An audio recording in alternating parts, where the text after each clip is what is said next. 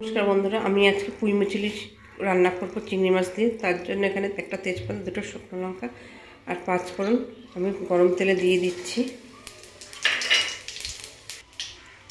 আর সাথে দিচ্ছি কেটে রাখা একটা পেঁয়াজ, 3 কোয়া রসুন। একটু নাড়াচাড়া করে নিচ্ছি। আর ধুয়ে রাখা চিংড়ি মাছ 2-3 মিনিটের মতন এগুলোকে একসাথে ভেজে নেব।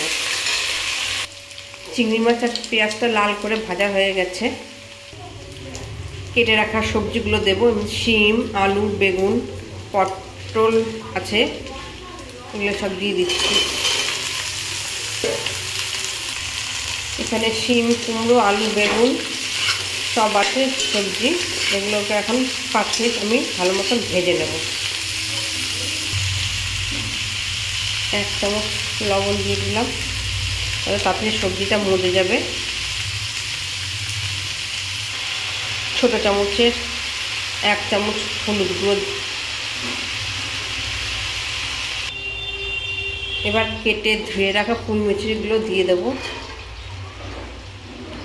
এটাও বেশ কিছুক্ষণ এইভাবে নাড়াচাড়া করে একটু ভাজা ভাজা করে নেব। মোটামুটি 5 মিনিট আমার হয়ে গেছে। পুঁই মিচুলিটা ভাজা ভাজা করে নিচ্ছি। এবার জিরের গুঁড়ো, লঙ্কা গুঁড়ো, 2টো কাঁচা লঙ্কা কেটে রাখা দিয়ে দিচ্ছি। এবার একটু নাড়াচাড়া করে এর মধ্যে জল দিয়ে দেবো। মশলা দেওয়ার পর সবজিটা আমার ভালোভাবে কষানো হয়ে গেছে। এবার আমি সেদ্ধর জন্য কিছু পরিমাণে জল দিয়ে দিচ্ছি।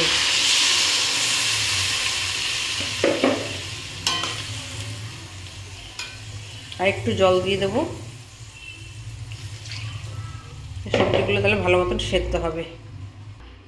এখন এই শীতের সময় পুঁই মিচুলিটা দেখা যায়, এটা শীতের সময় সেই সবজিটা ওঠে।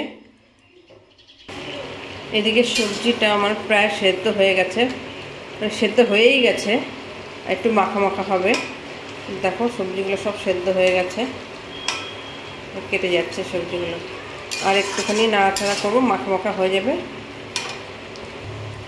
তরকারিটা দেখো মাখা মাখা হয়ে গেছে একদমই, পুরো তরকারিটা প্রায় রেডি। এবার আমি 1 চামচ এর মধ্যে চিনি দিয়ে দেবো। 1 চামচের কমই দিচ্ছি, তোমরা তোমাদের পরিমাণ মতন দেবে। এবার একটু 1 থেকে 2 মিনিট নাড়াচাড়া করে এটা আমি নামিয়ে দেবো। তাহলেই আমার পুঁই মিচুলির তরকারি রেডি। তরকারিটা আমার 1-2 মিনিট নাড়াচাড়া করা হয়ে গেছে চিনি দেওয়ার পরে। এবার আমি তরকারিটা নামিয়ে নেব। আমার পুঁই মিচুলি রান্না সম্পূর্ণ রেডি। তো আমার ভিডিওটা কেমন লাগলো তোমরা কিন্তু সবাই অবশ্যই জানিও।